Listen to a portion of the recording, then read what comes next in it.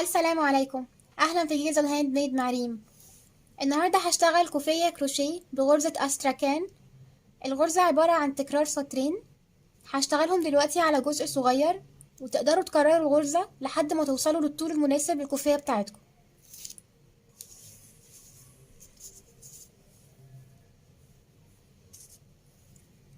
هبدأ بعقدة بداية وأي عدد سلاسل احنا عايزينه.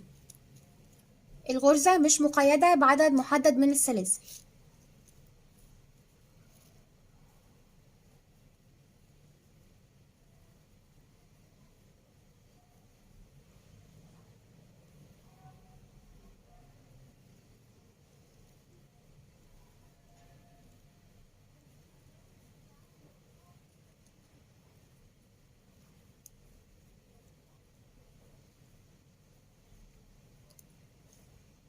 بعد ما نشتغل عدد السلاسل اللي احنا عايزينه، هنرتفع سلسلتين وهنشتغل عمود بلفة في كل الغرز. هقلب السلسلة وهشتغل في الحلقات اللي ورا. هسيب أول واحدة وتاني واحدة وهشتغل في التالتة. هشتغل عمود بلفة.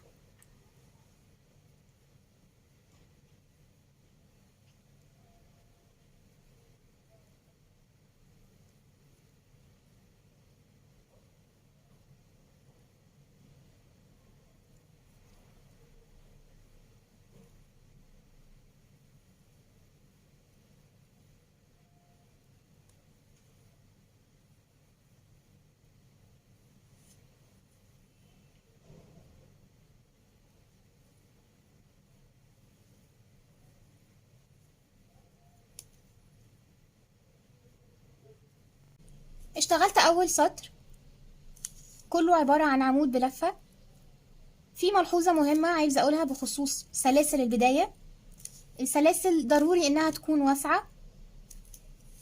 ممكن أريح إيدي وأنا شغالة، أو الحل البديل إني أستعمل إبرة تكون أكبر بدرجة من الإبرة اللي هشتغل بيها بقية الكوفية.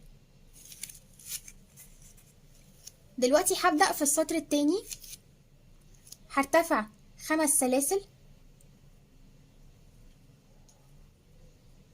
وبعدين هقلب الشغل.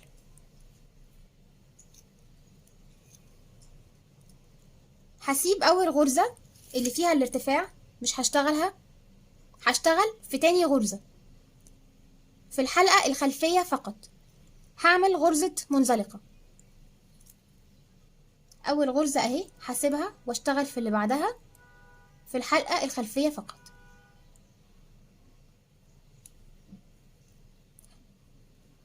عملت منزلقة. هعمل تاني 5 سلاسل.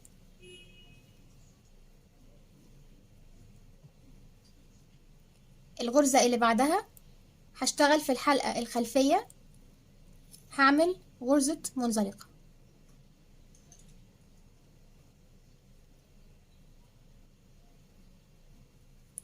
وهكرر لآخر السطر 5 سلاسل، والغرزة اللي بعدها أعمل منزلقة في الحلقة الخلفية.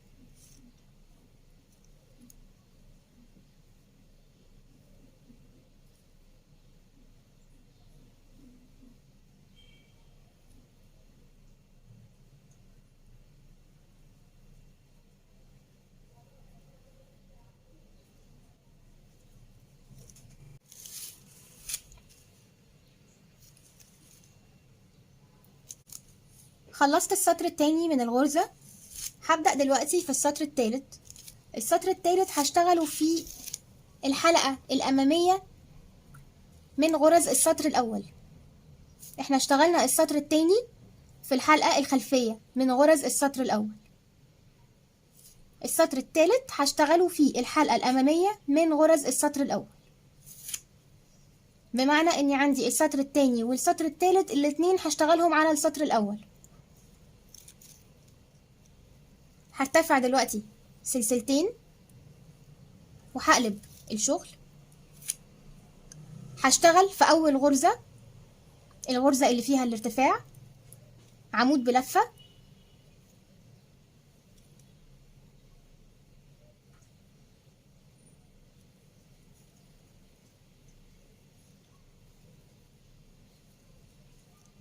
الحلقة اللي بعدها اهي هشتغل فيها عمود بلفة،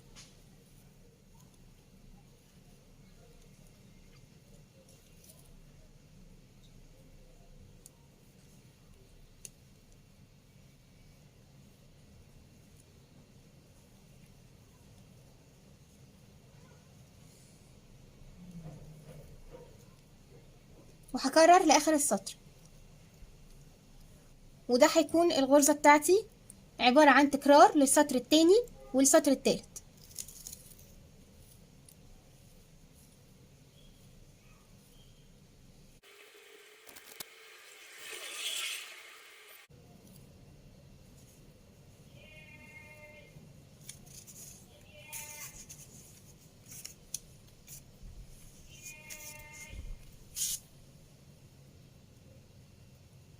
دي اخر غرزة في السطر.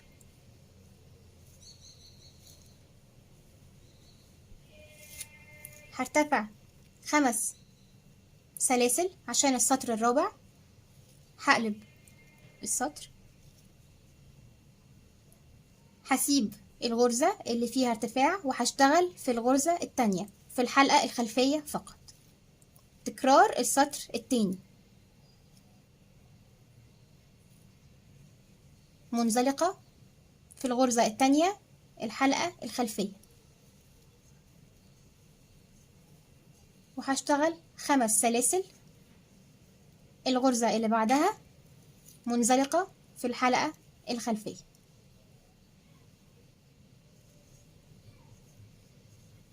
وهكمل السطر. طبعا السطر الخامس هيكون في الحلقات الأمامية من سطر العمود اللي اشتغلناه في السطر الثالث. اشتغلت السطر الرابع من الغرزة عبارة عن سلاسل، سطر السلاسل. هبتدي دلوقتي في السطر الخامس. السطر الخامس هشتغله في الحلقة الأمامية بتاع السطر الثالث. غرز السطر الثالث الحلقة الأمامية هشتغل فيها السطر الخامس. هرتفع سلسلتين وهقلب الشغل. هشتغل في أول غرزة، غرزة الارتفاع، هشتغل فيها عمود بلفة،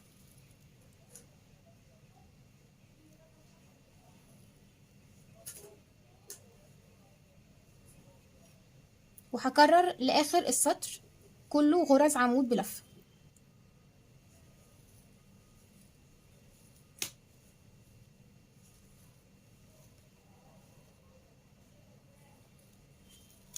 دي الكوفية بتاعتي عبارة عن تكرار للسطر التاني والسطر التالت لحد ما اوصل لعرض الكوفية المناسب ليه. اخر سطر هيكون سطر عمود. نشوف الكوفيات اللي اشتغلتها بالغرزة دي.